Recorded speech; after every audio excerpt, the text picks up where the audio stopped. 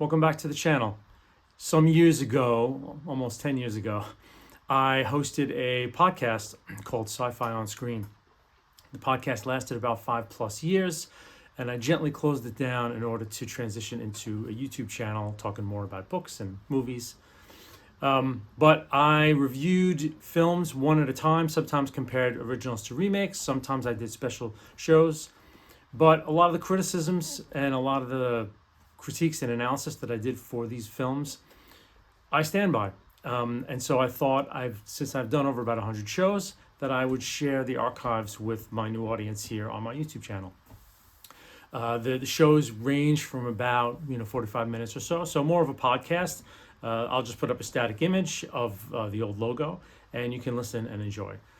So I'm going to do these weekly, and hope you enjoy. Welcome to Sci-Fi on Screen. I'm your host, Jeff Palermo, and this week we're going to be taking a look at 1980s time travel military film, The Final Countdown. Final Countdown, not a lot of background information available about The Final Countdown. It was sort of a Kirk Douglas vehicle. His son, I guess his name is Peter Douglas, was involved in producing the thing. There are 4 screenwriters having to do with this script. None of them I recognize from anything. For whatever reason, the production company that did this, they wanted it as a vehicle for Douglas, and Douglas wanted his son to be involved as a producer, and, pretty much got it off the ground. One thing about this film, which was kind of amazing in pre-Transformers era, is the involvement of the U.S. military was extensive. And extensive to the point where the shooting schedule was, the way they described it, the shooting schedule was sort of at the whim of the military liaison who was there. So if they needed to run exercises or something else needed to happen, they could cancel at any moment what was on the shooting script, which I'm sure is a very tricky thing. And when you're filming a multi-million-dollar movie and suddenly, the Navy schedules a joint exercise and, all of your props are gone. For this film, it really works. It's really because of they were able to put cameras in so many places, and they filmed extensively on the nuclear carrier, the USS Nimitz. And so, and the amount of footage garnered because of the military involvement, really, I don't know, it makes it, this is not the greatest movie ever made. The military's involvement allows them to really give you a sense of realism in terms of anything connected with the carrier. And the fact that then they put this whole thing in a speculative lens is just, I don't know, it's a little favorite of mine that I like. It was directed by a guy named Don Taylor, born in the 1920s. He was an actor for a while, and then he was a director. In the 70s, he kind of got into some genre. Directed this film in the 1980, but in the 70s, he directed Escape from the Planet of the Apes, which is the third Apes film. Damien Omen 2, second in the Omen trilogy. The 70s, Island of Dr. Moreau, which I remember being kind of a cool film. I have to revisit it to see if it's podcast worthy. So, all right, let's jump into the film. The film starts with a blank screen, and we hear sort of aviation crosstalk, and it's dark, so we don't see anything. The first shot we see is an F-14 Tomcat taking off from a land airstrip, and it's again the first in. You will hear me say over and over again the many, many wonderful aerial photography shots in this film. They are legion, I should say. They really linger on it, slow, majestic rising of the plane, and it kind of goes out into the distance and then does a really incredible turn really right up in the straight up, incredible angle of attack it was able to achieve probably on afterburners. And then we cut to sort of the credits over the, how they do the credits over the beginning of the movie. So we just see a lot of cars and vehicles, as our heroes get into position, as it were. We see a black limousine enter a naval base. The driver you hear announce Mr. Tideman, and that's a name that we're going to hear, as we go forward in the film. Quickly, we are understanding we are in Pearl Harbor, Hawaii. You can see shots of the Arizona Memorial, and we're on a military base at Pearl. And we're introduced to a gentleman named Lasky, who's played by Martin Sheen. And he's taken by helicopter from that base to the USS Nimitz. Now, before he leaves, the guy in this limousine is sort of there to see him off. I guess his name is Tideman. He's at the back of the limo. Lasky moves towards the back of the car, wanting to thank the man. We're not sure why yet. We'll find out very quickly. And the driver gets out and sort of stops him. Says, Mr. Tiedemann doesn't, see anyone, or he was just here to see you off. And it's kind of an odd thing, very mysterious man in the back of the car. Who is he? Of course, we will eventually discover that if we make it to the end of the film. Then we cut to the credits proper and the title of the film, and there's a wonderful theme. It's a wonderful theme song composed by this guy named John Scott, who composed for lots of Hollywood films in the 60s and 70s. I was unaware of his name when I rewatched this film, but the main theme of Final Countdown is really great. A lot of the film music is very expansive. Reminds me of Goldsmith stuff for Total Recall, like this expansive, lots of horns, just big, and I'm sure being a quasi-military movie that they leaned heavily on the horns, as it were. But it's beautiful, and again, you're in the blue sky, this aerial photography. They do a nice slow flyby of the Arizona Monument. And then obviously Pearl Harbor is going to play an extremely large role in this film. So they really set the scene, which is great. And, we're starting off with this film is very well shot in its exteriors. Ships and the planes and the helicopters and everything that we see. This beautiful blue sky. These shots have not dated the film at all. I mean, this film almost all of its exterior shots is undated. I mean, undated. If you showed this film and you took a bunch of these scenes and you put it to a modern movie, you wouldn't skip a beat. And it's just really, really, to me, kudos to and I think that the director wasn't involved in some of the second unit stuff, which is the aerial shots. So whoever these Air Force dudes were, or Navy guys who were getting these shots of the planes in flight, my God, I mean, unbelievable. So now there's a slow reveal of the Nimitz. We start by seeing a wake in the water as a helicopter containing Lasky is, catching up to the Nimitz. And then the camera does this flyby, and it's very dramatic. And we start at a very low angle, as if we are next to the ship near the water, and we see all the elevators. And then when it finally gets to the bow of the ship, the camera goes up and pans around the bow. And, oh, my God. I mean, part of me in this film, I am not a jingoistic military guy, meaning, I am not for the United States military running around the world and just doing whatever they want. Not at all. But I am a military geek in that I love, I am so appreciative.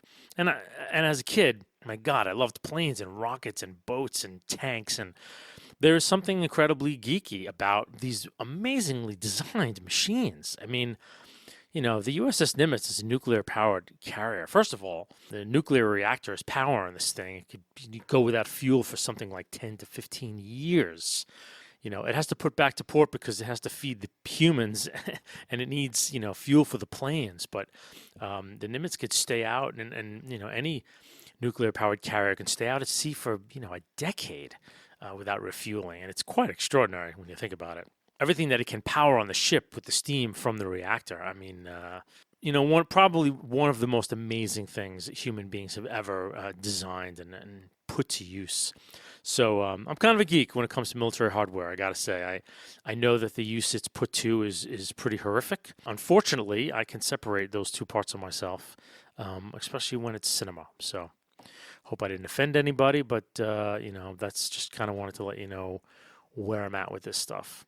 Part of me was thinking too when I was looking at the Nimitz, some of the ships and the planes, it's about as science fiction as real life gets. I mean, military hardware, up to the date cutting edge military hardware is about as sci-fi as you can possibly get because it's pushing the boundaries of all kinds of things.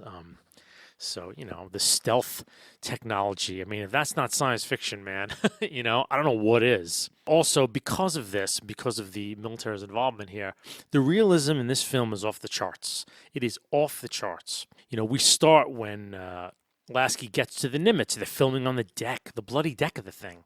And you can tell. And, when they're close to the helicopter and the jets they're alighting, they're real planes. And we see all the little markings on the side and the warnings for the jet intake and all the hazardous and warnings on the helicopters and all that. And it's just, my God. I mean, it's almost like a documentary. It's so amazingly real. And then we cut to the bridge. We see Mr. Kirk Douglas, Hollywood royalty. And we see a wonderful landing of an F-14 on the Nimitz. The camera is with the F-14, and we see the tail hook kind of come down because this camera's on the Tomcat. There must have been a plane in front of it because we can see the whole landing from the front, and we can see it from the rear, we can see it from the cockpit, and how the tail hook comes down and how it catches the arrestor wire. Amazing, amazing shots of this activity. And we meet the CAG, or what they call the commander of the Carrier Air Group. They just call it, he is the CAG, as it were. Battlestar Galactica fans will recognize the terminology because they cribbed it from the Navy as well. And we get a throwaway line. Someone on the Nimitz asks Lasky who he is and that he works for Tideman Industries. So again, there's that name Tideman, and pay attention to that name because again, it will return. And we hear that Lasky is aboard to do some analysis for Tideman Industries. And we hear that that's the company that designed and built the Nimitz, which I don't think is true, frankly, but works for the story big time. Again, the mystery around Tideman. Who is this man that, has a whole company behind him, so on and so forth. So Lasky's on board, and we get subtle indications that the weather is about to change. We see some lightning off in the distance. A little bit of rain, comes on the front, and then it starts to rain for real. Captain Yellen, who is Kirk Douglas, is very surprised by the weather because, obviously being a Navy man, very much living and dying by the up-to-the-minute weather reports that they get, being at sea. Then we cut to sort of the meteorologists' wardroom, and we see that they're kind of freaked out by this storm that's just appeared out of nowhere. It's heading their way. Then we cut to Lasky being put in a cabin, and it's an important plot point that this cabin adjoins Ferrantino's cabin. And Ferrantino's character is named Owens, I think it's Robert Owen, and they're connecting cabins. And again, I think they filmed this on the Nimitz. I'm not positive, but the cabins look incredibly realistic. They don't look like Hollywood sexy, as some things can be. It's very functional, very drab. Lasky pulls the bed down. There's a little bar on the end of it. I mean, that seems to me, like very economical Navy design, right? A big fat bar to pull the bed down. Then Lasky pops the door open to Owen's cabin, and he sees that he's kind of a Pearl Harbor buff. Lots of photos of Pearl Harbor and, obviously 1941, the attack pinned to the wall. We see some manuscripts, and we gather that Owen is working on a book on the subject. Not so surprising, being a guy in the Navy and stationed at Pearl Harbor. So it's kind of cool, all kind of connected. Then we cut to Yellen on the bridge, and we're getting the information that the storm is starting to interfere with the radio signals between the Nimitz and its aircraft that it has launched. And then we cut back to Owen's cabin, and he surprises Lasky, and he's very angry about the fact that Lasky just busted into his, cabin, and talks about how privacy is extremely important on the ship. Brief dialogue, Owen's not really pleased with this guy. And yet Lasky sort of tells Owen that he thinks the manuscript is terrific. He thinks he's a really good writer. Owen sort of queries him about what is his real job, and he says, I'm a systems analyst for Tideman, and basically I observe how things are done, and I see if there's any ways that systems can be improved, processes can be improved. So kind of like a internal consultant to the Navy, as it were. Now we've got one last plane. All the planes in the Nimitz have landed. There's one last plane inbound that has not landed. So now we get more of this weird anomaly on the scope. We get a quick shot outside the ship, and we see this incredible, and I just love these shots, this massive blue wormhole. It's kind of a portal that is where the storm is. And it's amazing. Still to this day, I think, I just watched a Blu-ray copy of this film. The storm is incredible. I mean, it still plays, man. I think the effects are not dated in the slightest. They're a bit dated when the ship's going through, and yet it's shot in such a cool way that I don't know. I don't mind it at all. So it looks very cool that this kind of portal, it looks like a portal to infinity, when you see it. And it's got this cool blue glow. Really neat, man. Really neat. So Yellen sends all of the carrier groups. So carriers travel in groups. They are the center of cruisers, and it used to be battleships. I think battleships are done now. There's sort of missile cruisers now, and lighter boats, and patrol boats. And he sends the whole pack of them back to Pearl to get out of the storm, because a ship the size of the Nimitz, I guess, can weather larger weather events than maybe other ships can much better. So we've got the Nimitz alone, which is good for the story.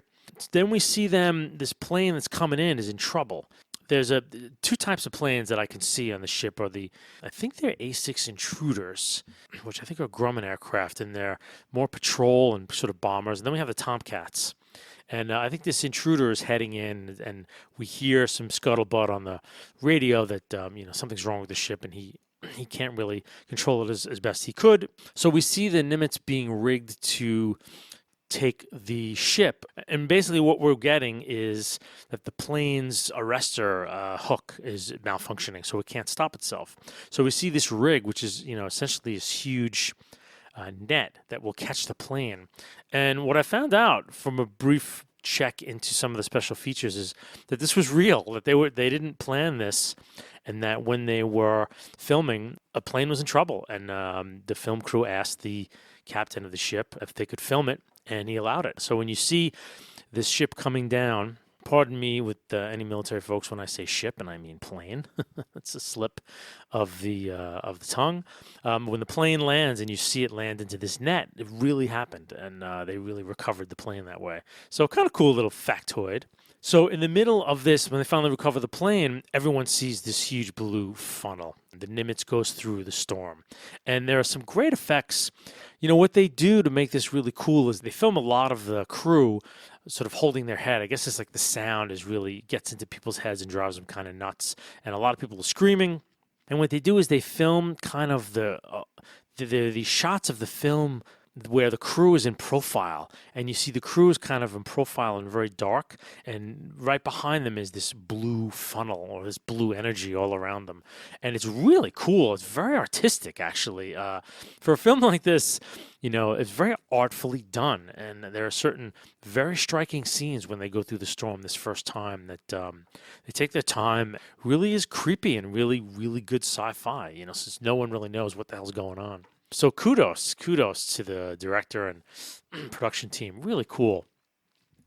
So they make it through the storm, and they're once again on the open sea, and they all kind of wake up. I guess the storm had kind of put them down. They're still waiting for the lone, I guess it's a Corsair, A6 Corsair. So yeah, maybe it is an A6.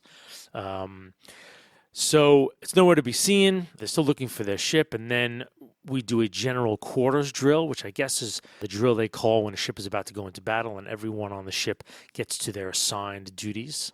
And, with a lot of shots of guys preparing and getting their gear on and running around and, prepping ships and prepping planes, as it were, and really cool. And then, of course, at that moment, they see the plane and the pilot, and it lands, and the crash teams respond when the plane crashes down. So now they've got all their plans. And now we get what I find is the most fun part of films like this. The Nimitz starts to get information in dribs and drabs that they're no longer where or when they think they are. To me, this is the most fun part of these kind of movies, where you just, as the crew and the captain and all the main characters, learn what's going on little by little. It's just, it's such a pleasure. And this is a B movie through and through. There's no character development. There's no themes here. There's no pathos with characters, and it's a classic B movie. No backstories. No one died because of someone's fault, and so on and so forth. So there's not much deep drama in the film, so you can kind of just go on board as a fun film, and this is classic, in a sense, a classic sci-fi novel put to screen, if it was a novel, which it wasn't. But anyway, so I love this part of the film. So right away they discover that they cannot communicate with the rest of the fleet, and they can't sense any of the ships that they had sent away. And the only thing they can sense is what they say, these low power radio transmissions. Before the storm, we had seen several shots of this Russian trawler, which the Russians used to, I don't know, they may still do, but in the Cold War, the Russians disguised these incredible, spy vessels as trawlers, fishing trawlers, and they used to run them, just in international waters on the West Coast and the East Coast. It's fairly well known. Like, all sides knew that the Russians were doing it, and we knew, and there's nothing we could do about it. So they used this in the film because they see a Russian trawler fairly nearby the Nimitz in the beginning of the film.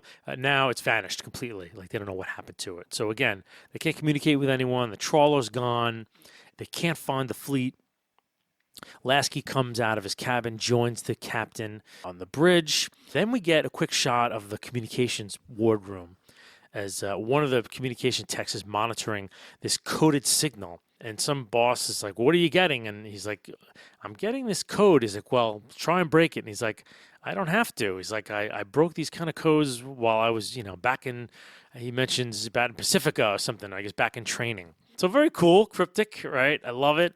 Then right away, Yellen launches reconnaissance planes, and we see this large double propeller reconnaissance plane launched to have a look around. Then we see he sends up an intruder via catapult, and we see the steam catapult in action, which is just so cool how these planes are launched with the steam catapults. So then Yellen calls a meeting of his officers, admitting to them he doesn't know what the hell it is, but he has to consider that it could have been a nuclear strike by the Russians, could have taken out all the communications. The only thing he can theorize that has gone wrong. The comm officer is there and again reiterates to the captain that they can't communicate with anyone. They've only found some like AM band stuff. And so the comm guy turns on the AM band and we hear like a Jack Benny show, circa 1940. It was really cool.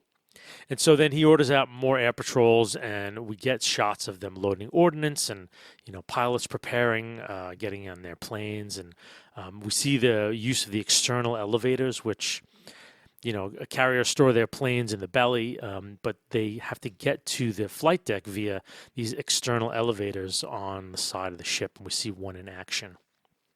And it's just one amazing shot after another. My military geek side was just, every time I see this film, I just love seeing these planes. I love seeing all this tech and beautifully shot, well rendered, great camera work. We get a cut to a pleasure boat, and we see the back of it. It's called the Gatsby. And we see some people on it listening to a speech being given by Franklin Delano Roosevelt on the radio. And we see a gentleman named Senator Samuel Chapman, played by Charles Durning, who's a big favorite of mine. I love Charles Durning. There's a woman on the boat. Her name is Laurel Scott. And a third gentleman, who I think is sort of a colleague of Chapman's. And we hear some scuttlebutt about Chapman possibly being the next vice president. The actress Catherine Ross is playing Laurel Scott. We get a sense that she's writing his speeches and that she is not only his assistant, but quite a political asset in his corner. There is a dog, I believe it's a collie, on the boat. It starts to bark, and we see two of our Tomcats streak by overhead. Again, beautiful aerial shots, incredible, as they just roar by. And when they report the boat, Yellen tells them to hold position. He's going to send a tanker to refuel them. But Chapman looks up, and he's like, they had American markings, but I've never seen anything like that, and they're very confused.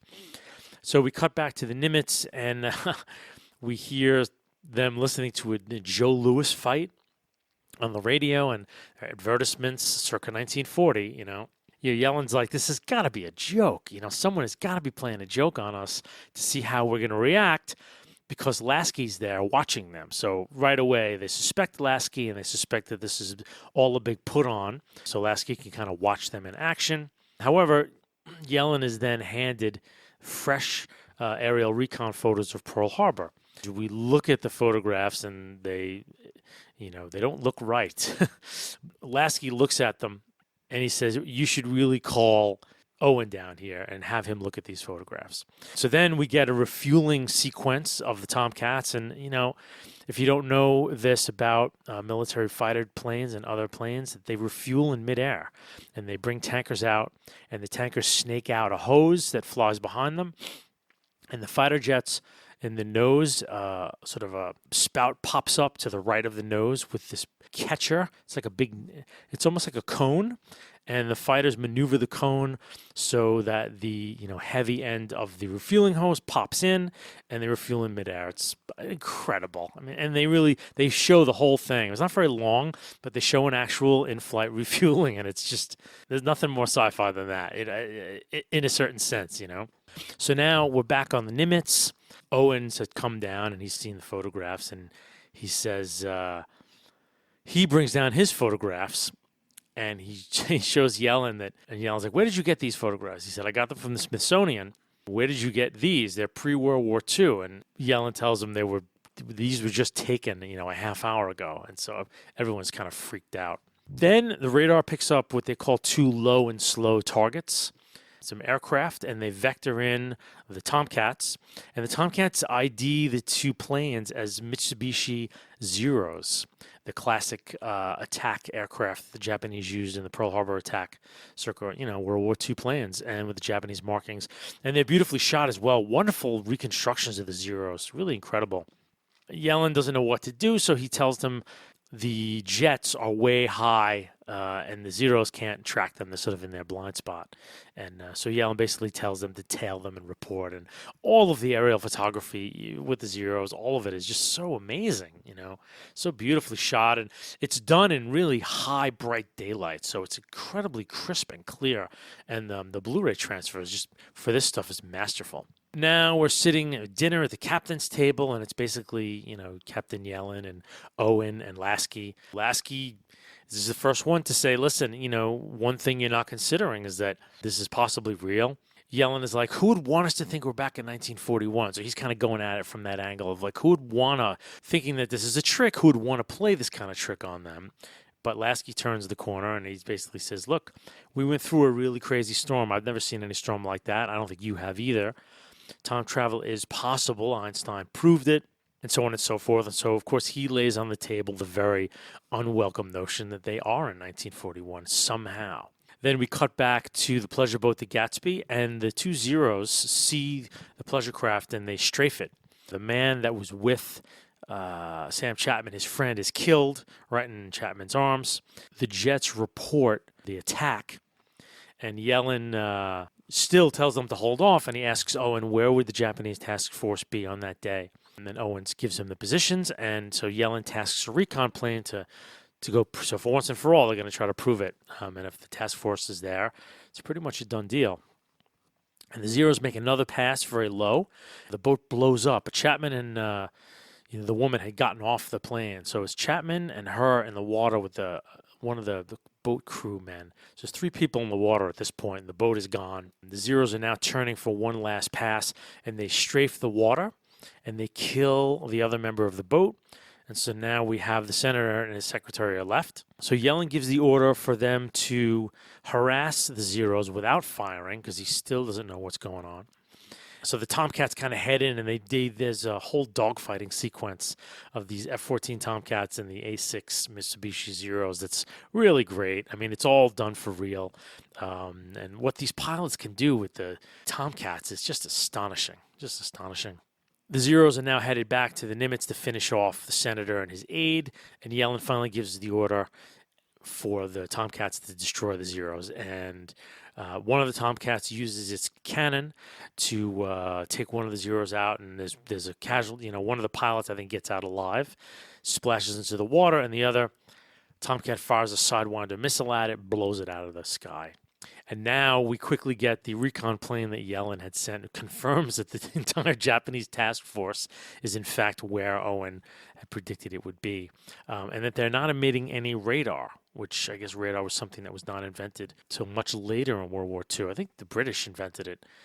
So it didn't come until later in the war. So it kind of seals the deal, and Yellen is forced to deal with this fact.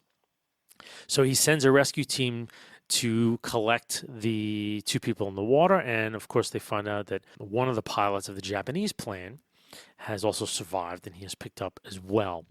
And we see the helicopter rescue of the senator. They really take their time. They show the helicopter coming in and, the snaking the line down. And the woman, when she's brought up, Laurel is asking about her dog, and so Owens jumps in and saves the dog, and it's the beginning of, Owen and Laurel Scott and their romance in this film.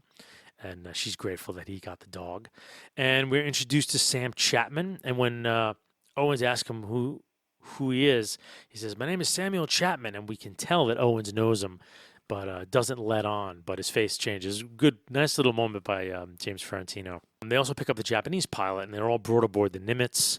They keep the Japanese pilot in the same area as Chapman and Laurel Scott. Obviously, everyone is under guard. Going through the Japanese pilot's things, and they, from the camera angle, we can see they all look very authentic. They return back to him. They find out about who Chapman is.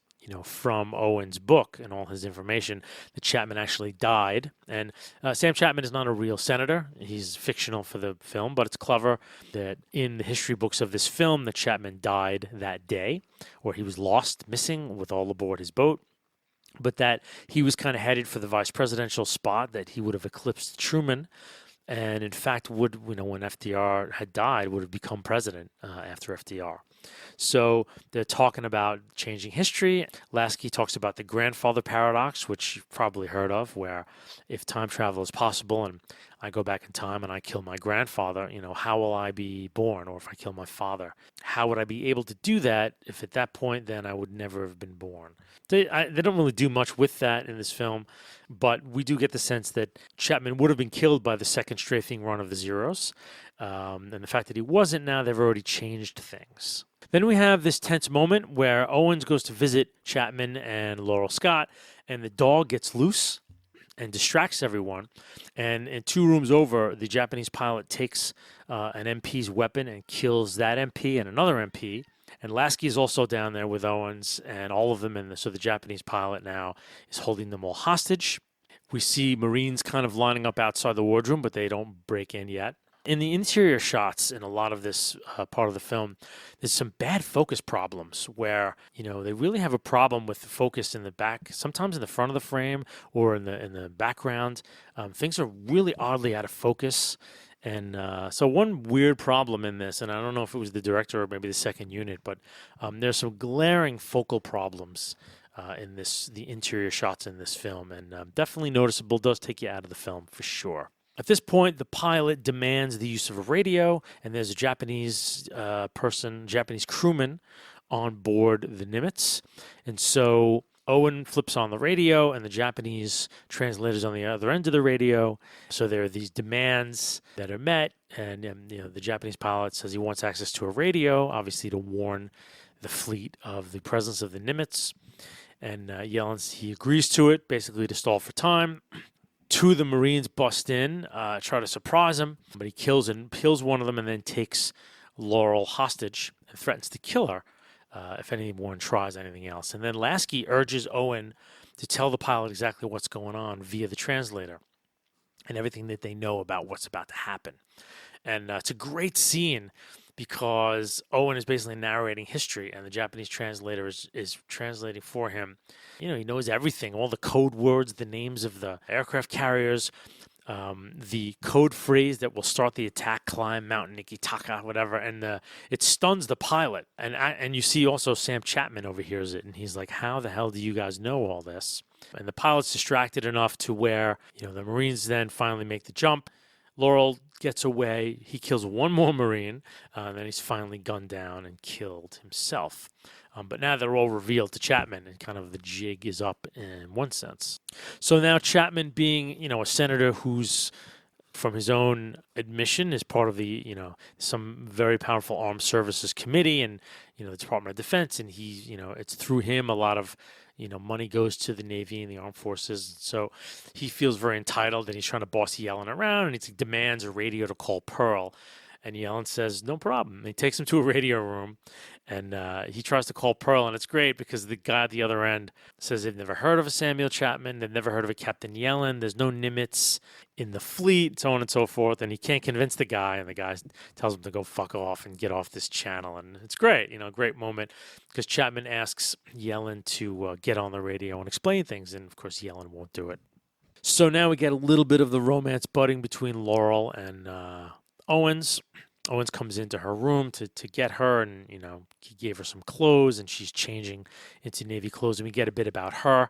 And she charms the pants off of Ferrantino because she's got a lot of verve, and she recognizes that it's tough for a woman in her day, but she's smart and tough, and she doesn't give up. And she's a good speechwriter, and she's smart, and Catherine Ross sells it. She's a good character. She doesn't have much part to play in this movie, but for her one scene with Owen here in this wardroom, she's solid, and it's kind of cool. And what's great is we can see why he'd be charmed by her, because we are. So Chapman demands to be sent back to Pearl, and Yellen says, sure, we will. We'll send you back, no problem. But in an aside to Owens, he says, look, I found it on one of the uncharted small islands in the Hawaiian chain. We're going to set him down there. and before this is all over, and then we'll go back and get him. Owens leaves in the helicopter with Chapman and Laurel, and basically he tells Owen when he leaves, like, hurry back. I want my best, commander heading the fleet as we go into battle. So Yellen has decided that he is going to step up with the Nimitz and intercede in this historical moment. There's a closed circuit TV on the Nimitz, and Yellen kind of goes on. He explains the entire thing to the crew, tells them everything, where they are, what they're doing, and what his intentions for the battle is, that he's just going to go at the Japanese fleet, take them down. And we gather that with the Nimitz's incredible firepower, that maybe not the entire battle fleet, but they could probably do an enormous amount of damage, as well as, warn the Americans of Pearl Harbor. I mean, you think about what they could do in that moment, just from a, historical perspective. And my God, they can fire and destroy half of the fleet from, over the horizon before the Japanese even see them. They have, Tomahawk missiles and all these kind of crazy things. The planes would be a joke. Most of the planes would be just shot out of the sky. And by that time, the American fleet would be steaming out of Pearl to mop up what was left, and really be a non-event. Really be cool to, if someone did a tie-in novel of, playing out if the Nimitz had avoided the storm and just stayed in 1941. After that, what would they have steamed over to the Pacific, and would they have been able to replicate jet technology quickly? And I don't know. It's so speculative. Alternate history is so cool and so full of a lot of great writers and ideas. Basically, now we cut to the helicopter carrying Owen, Laurel Scott, Sam Chapman. They land on this atoll, and Chapman is like, "This isn't Pearl." And he's very suspicious about what they're going to do, and he steals a flare gun from inside the chopper. Owen and Laurel Scott get out of the helicopter, and they walk in there talking on the beach somewhere. He's probably explaining what's going on. Chapman knocks out one of the airmen on the helicopter and then puts the flare gun to the pilot's head and says, you take off and get me to Pearl right now. The pilot takes off. Owen tries to get on the helicopter, and he falls into the sea, can't do it. And the pilot that Chapman had knocked out wakes up, comes up behind him, and there's a struggle for the flare gun. It goes off, and the helicopter explodes in a very spectacular fireball, stranding the CAG, Owen, and Laurel on the little atoll. However, they did leave their collie back on the Nimitz, so the dog is still back on the aircraft carrier. And there's a little plot point at the end of the film that comes up, which is kind of cool. So Yellen realizes what's happened. He can't spare any rescue craft at the moment because of what's to come. He's got every plane in the air heading toward the Japanese fleet. And we get dozens of repeated launchings now. We see basically all of his aircraft going up in the air, and, it's full court press, and there's wonderful aerial photography again. Some just beautiful shots. And, the more I see of this film, the more I wonder if this is like a Michael Bay favorite, because just the style of the music and the way these things are shot. I wonder if Bay really got a charge out of this when he was a younger man, and it's in his sort of filmic unconscious, as it were. Just reminds me of the military scenes of a Transformers movie. It's very funny.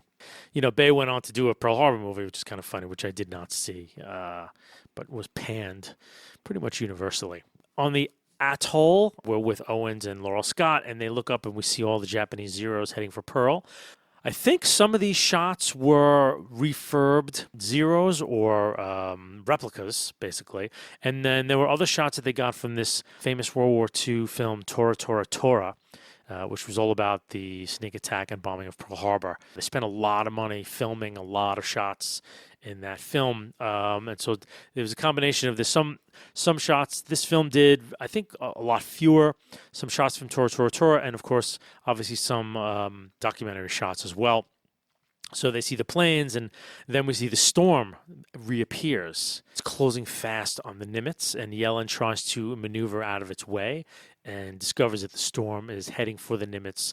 Regardless of where it maneuvers, the storm follows. So Yellen has to scrub the attack and get all his planes back, and the Nimitz heads back through the storm. And as it's going back through the storm now, we're cutting with all of the bombing of Pearl Harbor images, and history is once again repeating itself because the Nimitz was unable to remain in that time period.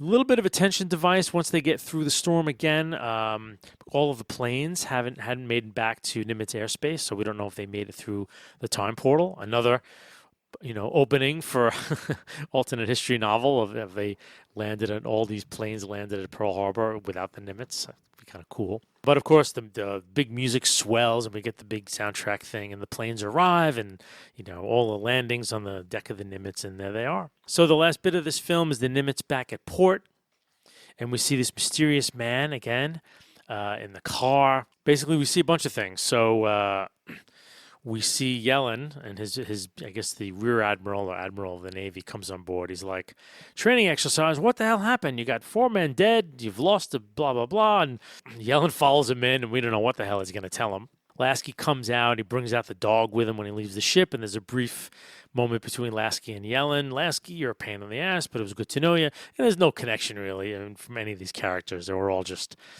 props, as it were, in an extremely B film that's all about the concept and, airplanes, basically. Lasky comes back, and that, black limousine is waiting for him. And this time, the door opens, and the dog, all of a sudden, the ears perk up, and the dog runs and jumps in the back of the limo. Lasky leans over, and it's Owens and Laurel Scott, who survived all these years. And I guess with Owens' knowledge of history, he built Tideman Industries and wound up building the very ship, or, making sure that the ship was built that brought him back to 1941. So kind of a nice Twilight Zone moment. But of course, the dog knows him. And we get these shots of James Ferrantino and Catherine Ross done up with age makeup. So, they're much older, and Owens is wearing a suit, so on and so forth. And we hear Laurel tell him, get in, Lasky, we've got a lot to talk about. And that's it. He goes away in the truck and goes away with them in the limo, and Final Countdown ends. That's it. It's Final Countdown, not a lot of layers here. Solid B movie with above average aerial photography. I mean, it has A movie cinematography. And filming. Incredible. Still holds up to this day. You watch this movie and the aerial photography is top notch and beautiful to look at. And I think it will be ageless for some time to come. The film doesn't really truck. The cool thing about the film is, the decor and the costumes. It's sort of historic. And what I mean to say is, sometimes when you watch even military movies in the 80s or 90s, whatever, there's something about the way they're shot and the way they're done that even puts them in that time. They did this one so kind of economical and so straight up military that it does not feel dated. The only dated bits are in the beginning before they get on the Nimitz. We see older cars, so on and so forth, and there's no cell phone technology, obviously, and no computers. But when you're on the ship, I mean, for most of the movie, then you're in 1941. It's kind of an ageless film, and it's shot so clearly and beautifully that, it's kind of an empty movie, and it's really nothing much to talk about. But yet, it's still, for sci-fi, fans, I think it's a film that will continue to just be rewarding to watch for years to come, just because it's such a great concept. And it was done using the real Nimitz, and I don't know. So to me, it still holds up. It doesn't reach for very much, but boy, what it does reach for, I think it delivers on. And I think, make some popcorn, put your feet up, and you're in and out in 90 minutes, and you have a good time and be very well entertained. That's my take on the Final Countdown. That is it for this episode. So I want to thank you all for listening. You can find us on Facebook. The website is scifionscreen.com. We're also on iTunes, and you can subscribe on iTunes. And as I upload episodes each week, if you subscribe, you'll automatically get them downloaded to your mobile device or your computer, wherever you listen to your podcasts. These days, a lot of mobile phones are being made and sold with podcast apps already part of the phone. And so you can click into one of those apps and look for scifionscreen.com, subscribe through your smartphone if that's where you listen to your podcasts. You can check us out that way. Thank you once again for listening, and looking forward to the next time.